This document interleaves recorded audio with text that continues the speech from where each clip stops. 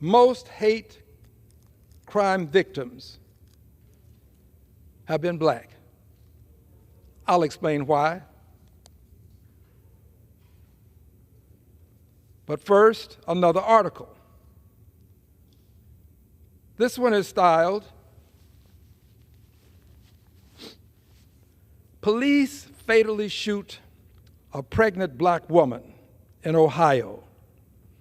Calls for accountability are growing." This is in Vox, dated September 8th, 2023.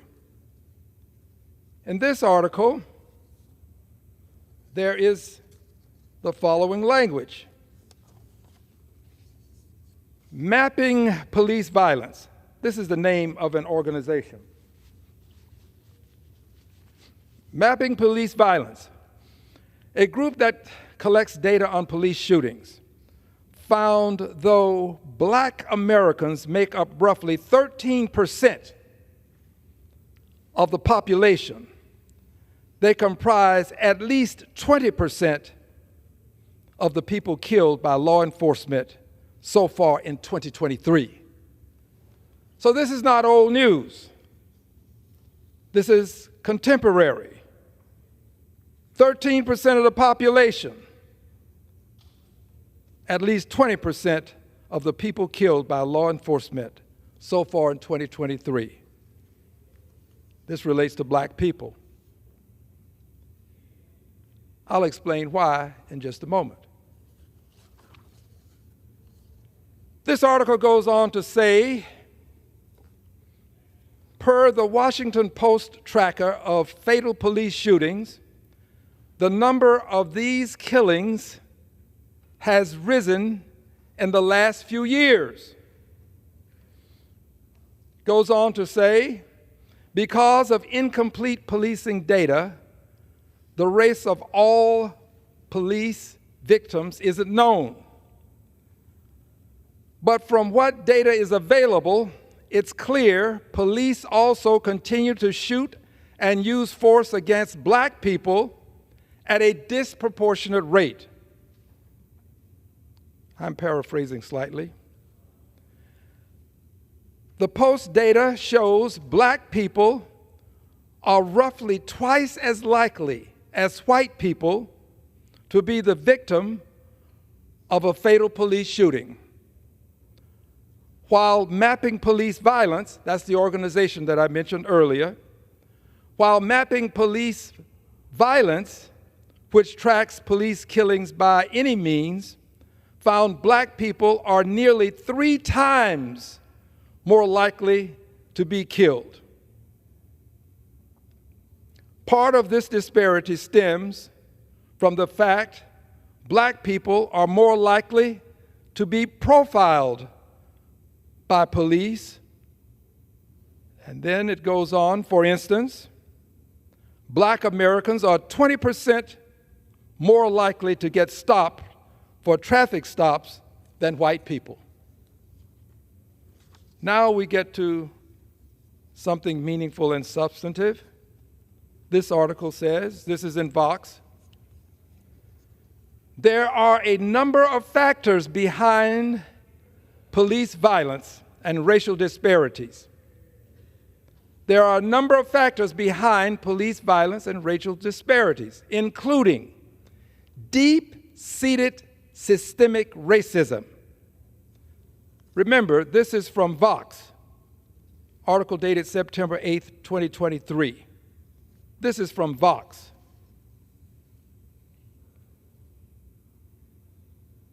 There are a number of factors behind police violence and racial disparities, including deep-seated systemic racism that dates back to how slave patrols were used to police enslaved people who attempted to escape.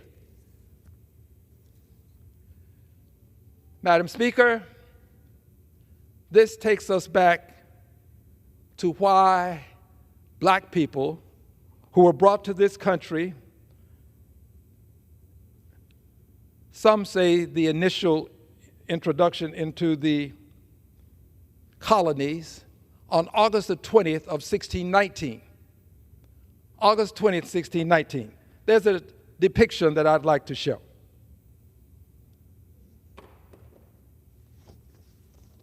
This represents the persons who were of African ancestry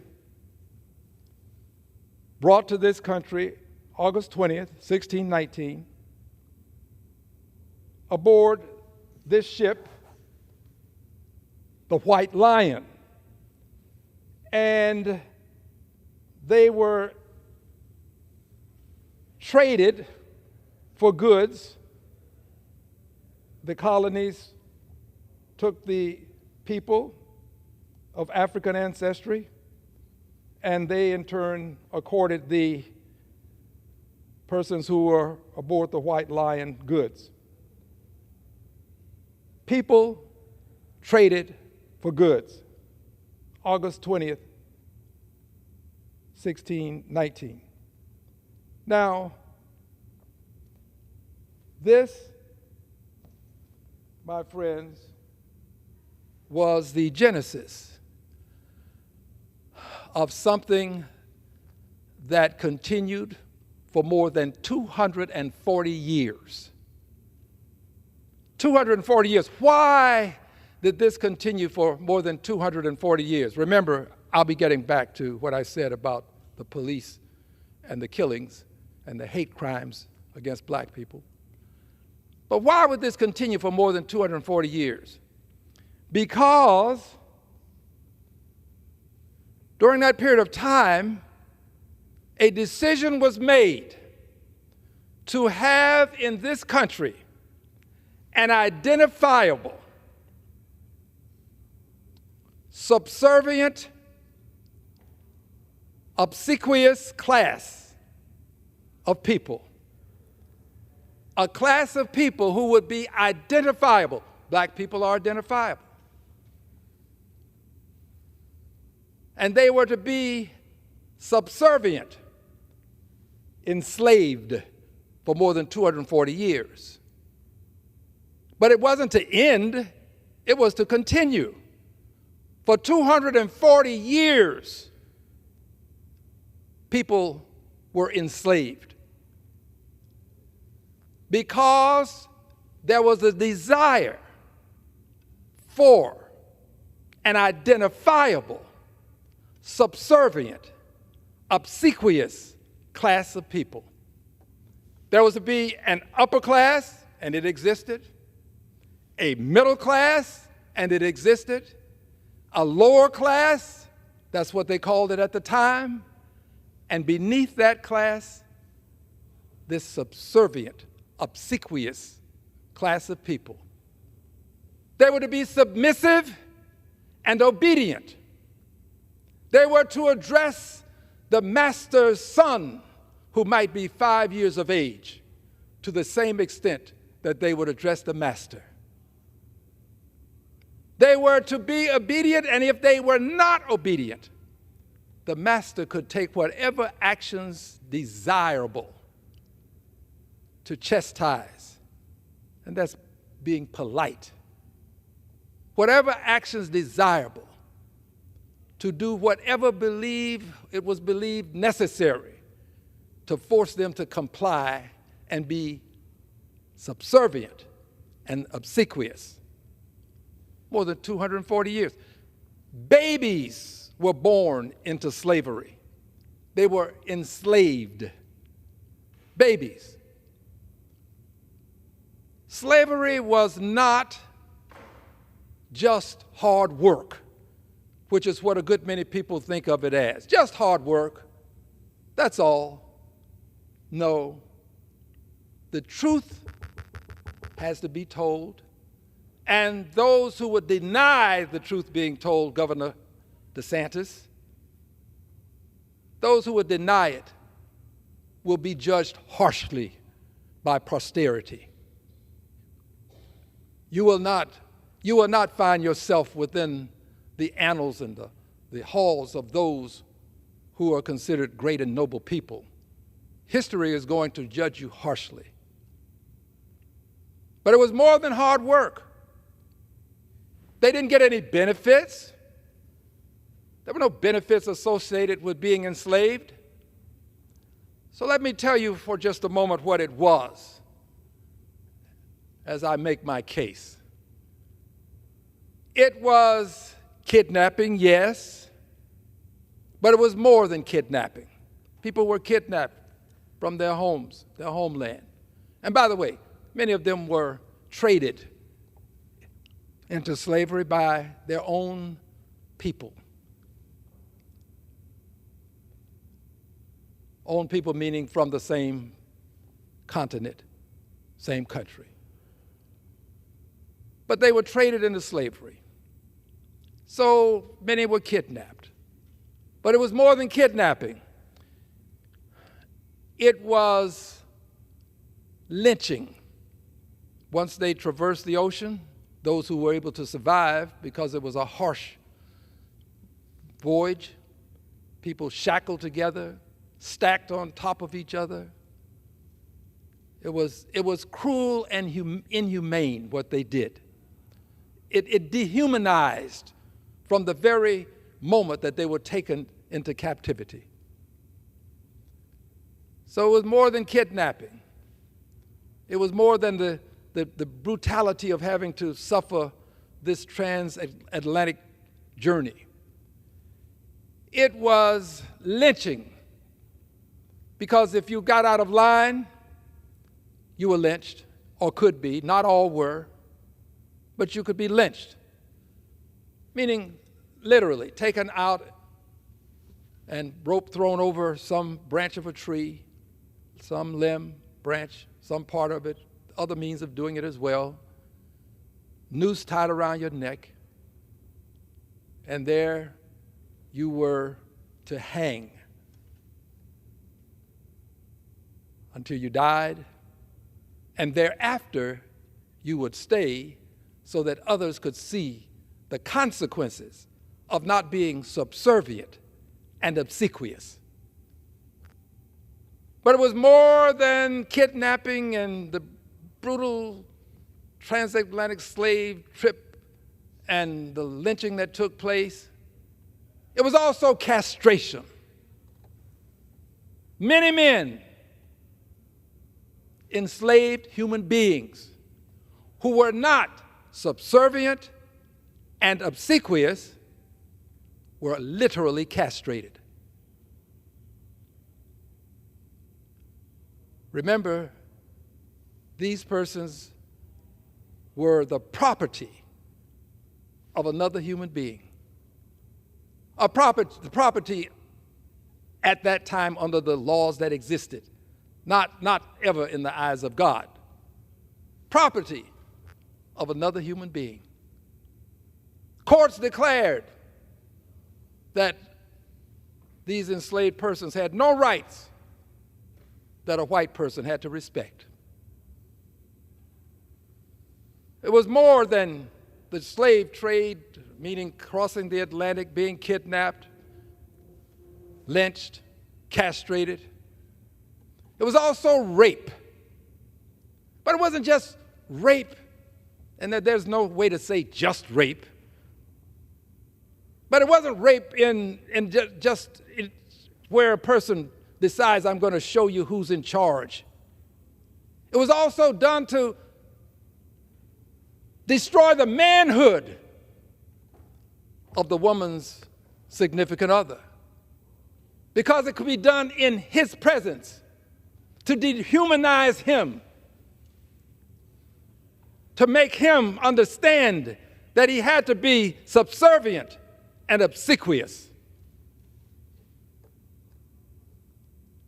It was all of these and more, because it was also the separation of families at the auction block.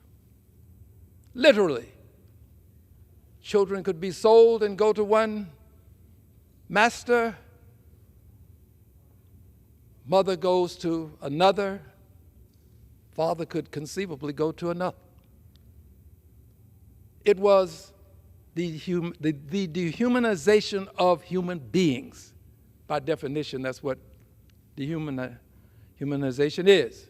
But they were dehumanized. They had to be reduced to something less than a human being so that the rest of society could say, well, it's okay. These are not human beings. We wouldn't treat a human being this way. So they were something less than human beings. And they were to be subservient and obsequious. This, my friends, is what has been called, and I agree, one of the greatest crimes ever committed against humanity. Crime against humanity. And it continued for more than 240 years. And not only did it continue for 240 years, it then metamorphosed into convict leasing for another almost 100 years. Convict leasing, wherein there were black codes, and if you violated one of these black codes, you could be arrested. And if you were arrested, you could be incarcerated. And then after incarceration, you could be leased to someone who would work you possibly for the rest of your life. So you were back into slavery by another name. Convict leasing, but there was also lawful segregation. And with this lawful segregation came the notion, it didn't go away, that the persons who were segregated had to be obedient. They had to be subservient. They had to be obsequious. There was still the belief that didn't end with the ending of slavery, the passage of the 13th Amendment, which actually ended slavery in this country. Of course, we had the Emancipation Proclamation. I understand this. But it was the 13th Amendment that lawfully said, you can't do this. But it didn't, the ending of slavery did not end the mentality that had been inculcated in society. Society now, remember, had been corrupted with this mentality. And this was passed on through the generations. That these people who came, who were brought here to be this permanent, subservient, obsequious class, some would say underclass, class. It didn't end with them being extricated from slavery by way of the 13th Amendment. It was still within society. It had been baked into society. And even to this day, it still resides in society to a certain extent. Not to the same extent, but to a certain extent. But it was in my lifetime, racism and invidious discrimination, which is what the slavery and then the police, the leasing of persons, metamorphosed into, then evolved and metamorphosed into something that we called invidious discrimination. Racism didn't go away with the passage of the 13th Amendment. White supremacy didn't go away. To have this subservient class, you had to have a superior class if you're going to have an inferior class. It didn't go away. In fact, in my lifetime, I lived to see racism so inculcated in society that preachers literally preached it. Teachers taught it. Police officers policed it. Judges adjudicated it. In my lifetime. It was pervasive then, and then it was pervasive in such a way as to be visible It is less visible now, but it still exists. This notion that black people should be subservient and obsequious. It still exists. It exists to the extent that black men cannot talk to police officers the same way white men can. I know. They cannot. And this is why parents have this, what they call, talk with their children if they have black sons. Black women can't treat them the same as white women, but I'm focusing on black men for this moment. Black men are taught early. I was taught.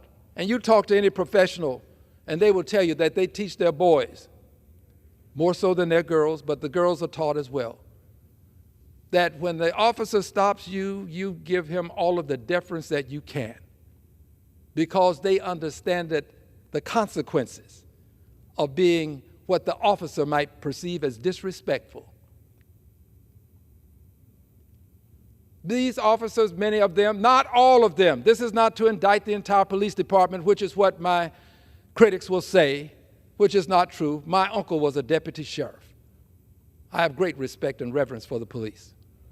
But I don't have it for those who are the dastards who brutalize people without justification, just decide that you're going to teach people a lesson. This class of people, the obsequious, subservient class, from time to time we assume that we have arrived. And on a dark night, we will make comments to a police officer. Well, those comments can cost us our lives. I know that people will say to the officer, give me your badge. Give me your badge number. I'm going to report you. Black men can't do that. There is still a belief that we have to be respectful at all times and show some degree of subserviency. There's still this desire that we be obsequious. And this explains George Floyd. Those officers who held George Floyd down, they wanted to punish him. They wanted to teach him a lesson. It wasn't just about arresting him. You don't have to put your knee on a person's neck for this length of time to arrest him. They wanted to teach him a lesson. They wanted him to understand that he was to be subservient and obsequious. As bad as that was, and it was bad because it cost him his life, they not only wanted him to understand, they wanted all of those onlookers to understand as well. Just as when they would lynch a black man, they wanted all of the other enslaved people to understand. Just as when they would castrate, they wanted all of the other men to understand. To understand that you had to be obedient, that you had to be subservient, that you had to be obsequious. And if you fail to abide by this unwritten protocol of life in this country, then these are the consequences. What happened to George Floyd and what happened to many of those who were enslaved. They wanted to put fear into the minds of those who were the onlookers and cause them to cower and to understand that they did not occupy a space such that they could speak up and stand up for themselves. So my friends, I believe that this is why for 240 years we had persons enslaved, plus 240 years plus, but to this day they have not been respected. They have been disrespected. They have been disrespected. The proof is readily available. We in this country revere the enslavers and revile the enslaved. We revere the Confederate soldiers who fought to keep them enslaved. And we revile the people that were being enslaved. We have not given these persons whose lives were sacrificed for some 240 plus years the opportunity to be respected as they must and should be. They must be respected. They were the persons who planted the seeds, harvested the crops, fed the country, built the roads, built the bridges, built this very facility that I have the honor of standing in, helped to construct the White House, many other prominent facilities. They are the economic foundational mothers and fathers of this country. Gave the United States of America a 240-year head start with free labor. Free labor. You had to feed them, of course you did. Clothe them, of course you did, to the limited extent that they were. But it gave them, this country, 240 years of free labor that we all stand on. We all stand on the foundation, the economic foundation that was built upon the sacrifice of millions of lives. Some estimate more than 10 million. Lives sacrificed to make America great. To this day, we still have some of the remnants of this behavior that lasted for some 240 years. And this is why we, to this day, are seeing those persons disrespected, enslaved persons with this expectation, they're still being disrespected. They're not being honored. And the ability to honor them resides right here in this house. Because in 1956, the Congress of the United States of America honored the Confederate soldiers with a Congressional Gold Medal. This is the highest honor that the House of Representatives can accord. The Senate also followed suit, and the President signed the legislation honoring Confederate soldiers. These were the enslavers. We have revered them, yet we still revile those who were enslaved. 240 years of enslavement. And it also can explain why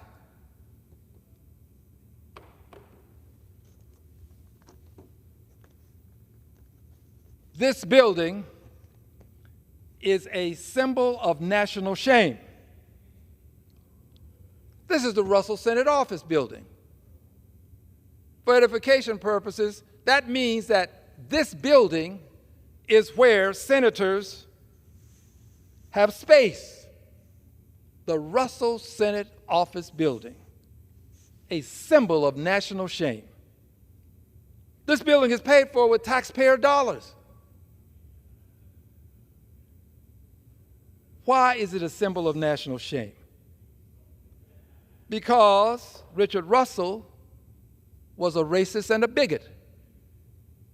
Senator Richard Russell was a racist and a bigot.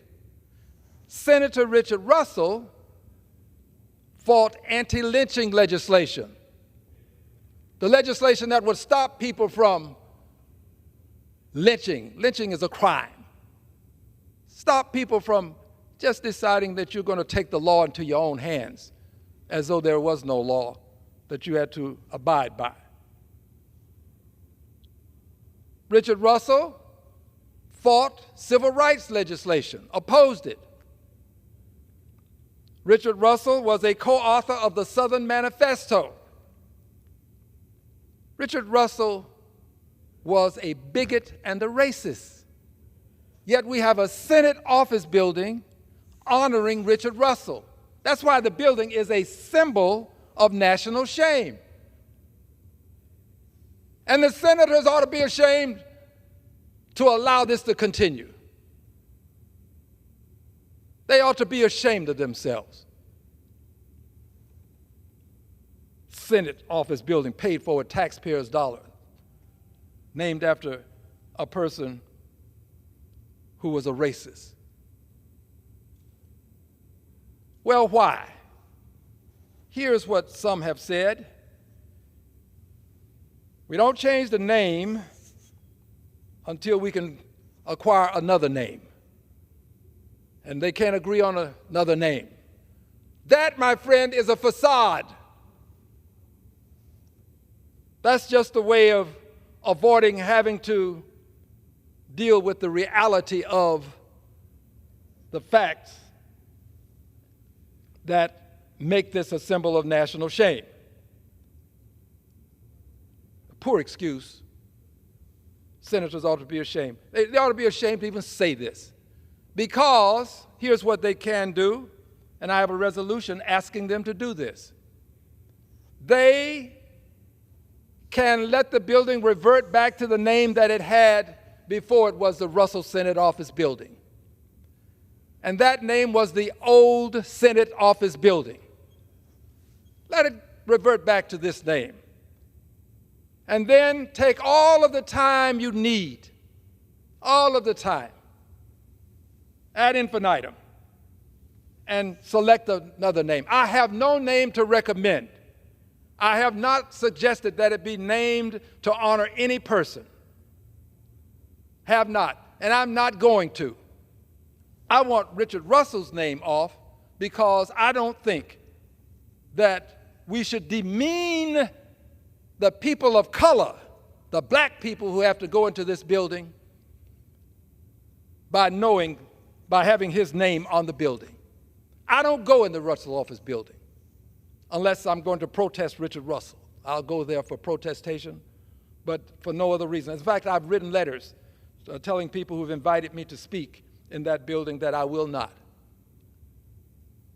I'm not going into the Russell Senate Office Building, and I'll be more than honored to go in when that name changes, and it will change. It will change. But why is it still there? I've explained to you the name, the fact that there are people who say we can't agree on a name, that's why. But I'm going to give you another reason why. It is still there because black people don't have to be respected the same way white people have to be respected. It's true. They don't have to be. There are no consequences for those senators. I assure you, if this building had a name that was insulting to white people, the name would change. I can think of some names that if those names were on this building, they would come off immediately, if not sooner. Because, again, black people don't have to be respected. This is what's inculcated within the minds of many, not all, but many people in this country. They don't have to be respected to the same extent as white people. That is a belief that exists in this country. This is why a woman in the park, Central Park, I believe it was, could make the allegation that a person of African ancestry was accosting her, when it wasn't true. But in her mind, she knew that she could fall back on that. That was something that would trigger police action. Not respected to the same extent. And we know it. we feel it, not respected to the same extent. So, senators, they know there are no consequences. Why remove the names? What are black people going to do? What can Al Green do other than come to the floor and denounce this with facts? What can he do other than this? No consequences. We're not going to lose an election because we're working in a building that's named after a racist. There are no consequences because black people are not respected to the same extent as white people, because there is a belief still inculcated in this society that black people ought to be subservient and obsequious. Not by all. All people don't believe this. Not all people, but a good many do. And a good many of them wear badges and carry guns. And a good many of them have raised their right hands and been sworn to uphold the Constitution, serve in the Senate of the United States of America. A symbol of national shame, the Russell Senate Office Building. This is why we have a request for the Congressional Gold Medal for African Americans who were enslaved. I believe that if this Congress, well, if a Congress in 1956 can accord a Congressional Gold Medal to the Confederate soldiers who were the enslavers, surely we can do it for the enslaved. Surely we can. But they don't have to. They don't have to. What are the consequences of doing the righteous thing, not the right thing, the righteous thing? What are the consequences? I would hope that there are no consequences for doing the righteous thing, but for not doing the righteous thing, there are no consequences. There are no consequences for deciding that there will not be a Congressional Gold Medal given to people who were enslaved for 240 years, who are the economic foundational mothers and fathers of this country, whose lives were sacrificed to make America great. There are no consequences. We don't have to do it. Not much will be said about it, but there is this conscious agenda that I put forth, and on this agenda, the conscience agenda, there is the awarding of the Congressional Gold Medal. There is the inculcating the date August the 20th annually as Slavery Remembrance Day. There is the removal of the name Richard Russell from the Russell Senate Office Building. But there's also something else. The enacting the Securities and Exchange Atonement Act. This legislation would require the insurance companies that insured people who were enslaved, insured them so that the master, the owner, could receive some compensation when or if the enslaved person died for certain reasons. Those insurance companies have to atone. They've admitted that they've done it through their predecessor institutions. They've done it. And then the banks. I was the chairperson of the Subcommittee on Oversight and Investigations for Financial Services. The big banks came before us. There was an acknowledgement indicating that they knew of their predecessor institutions being engaged in the process of helping persons to buy and sell enslaved people, people who had been dehumanized. they did it. And I asked them the question, do you think you've done enough to atone? The answer was no, they didn't think they had. But they haven't given us reason to believe that they will. So this legislation will help them to move toward atonement. But there's more than this.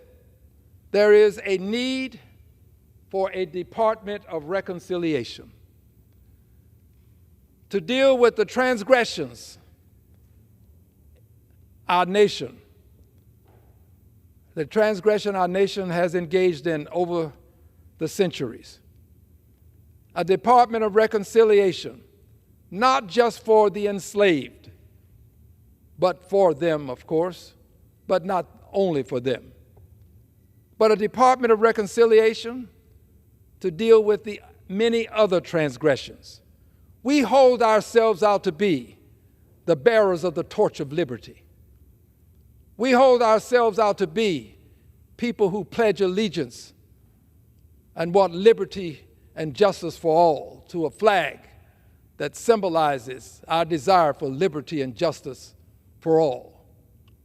We hold ourselves out to be the people who believe that all persons were created equal and endowed by their Creator with certain unalienable rights, among them life, liberty, and the pursuit of happiness. We can't do this with the credibility that should be a natural corollary of holding ourselves out as such, without having reconciliation. Reconciliation has to come to America. I love my country. I salute the flag. I say the Pledge of Allegiance. I sing the national anthem. So this is not a person who hates the country. By the way, I should love it. My ancestors are the ones who made it great. They're the ones whose lives were sacrificed so that America could be great. Yes, I love what they've done. I love other people in the country too. My religion requires that I love everybody. Doesn't require me to like everybody. So I love it. But this Department of Reconciliation would help us to achieve what we claim we represent. This Department of Reconciliation would have Secretary of Reconciliation, just as the Labor Department has a Secretary of Labor, and the Commerce Department has a Secretary of Commerce. This person would report to the President just as these other secretaries report to the President. And this person would have a budget. This department would, just as other departments have a budget. I've suggested that it be linked to the Defense Department's budget, to some portion of it, so that it would always be funded. Not money to come from the Defense Department, but a percentage that would relate to what the Defense Department's budget is. Because the Defense Department is always going to be funded, notwithstanding current circumstances where we have difficulties arriving at agreements. We're going to fund the Defense Department. Make no mistake about it. So this department would be funded. And it would deal with all forms of invidious discrimination. Can deal with the Trail of Tears. Can deal with what happened to the indigenous Americans, the Aboriginal Americans, the persons who were here before Columbus, persons who were here at the genesis of human beings being here. They were treated brutally. The only reason they exist in this country now is because they were strong enough to survive the attempts to impose genocide. They survived it. But there has been no atonement for this. No proper atonement. No proper atonement. And the list goes on and on. All of these, the persons who were interned, American citizens, interned. There has to be atonement. America owes it to itself to atone for these transgressions. That's what this conscience agenda is about. Our moral imperative. Our moral imperative. The conscience is that thing within you that says this is the right thing to do. The moral imperative is the thing that says this is the thing I must do. So we have the conscious agenda, our moral imperative, to do the righteous thing, to inculcate August the 20th as Slavery Remembrance Day. In Houston, Texas, we had a Slavery Remembrance Day event. I had the opportunity to present legislation and talk about it, and we had over 1,000 people to attend. This month, I was at Georgetown University where a Slavery Remembrance event took place. The students there were the sponsors, did an outstanding job. We've had a Slavery Remembrance event in other places, and there are now calls for from additional institutions to have Slavery Remembrance events. So I look forward to inculcating August 20th as the annual day for remembrance of those who were enslaved. This conscious agenda, calling for the awarding of the Congressional Gold Medal, calling for the removal of Richard Russell's name from the Russell Senate Office Building, call for the enacting of the Securities and Exchange Atonement Act, and, of course, the establishment of the Department of Reconciliation. All things that are doable, all things that I hope to see done in my lifetime, but if not, I believe they can be done. I believe that one lifetime may not be enough, but I do believe that in somebody's lifetime we have to have the genesis of all of this. And to be the progenitor of it is in no way insulting to me. And I close now with what I have on my letterhead.